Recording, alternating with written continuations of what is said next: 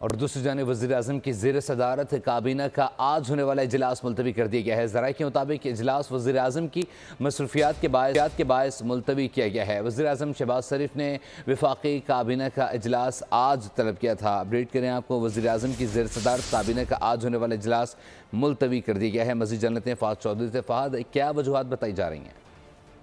जी देखिए, वज़ीर-ए-आज़म शहबाज शरीफ ने वफाकी काबीना का इजलास आज 11 बजे तलब किया था, लेकिन ज़राए के मुताबिक वज़ीर-ए-आज़म शहबाज शरीफ की मसरूफियात के बाइस ये इजलास आज भी मुलतवी कर दिया गया है। इससे कबल आपको याद होगा कि 23 जनवरी को भी वफाकी काबीना का इजलास तलब करके मुलतवी कर दिया गया था और आज के इजलास में जो गुज़िश्ता काबीना इजलास का अधूरा एजेंडा था उसे मुकम्मल किया जाना था, लेकिन ज़राए का ये कहना है कि अगर वज़ीर-ए-आज़म और वफाकी काबीना के अरकान आज शाम जो है उनकी दस्तयाबी हुई तो हो सकता है कि आज शाम को ये इजलास हो जाए, लेकिन फिलहाल जो है इसे मुलतवी कर दिया गया है।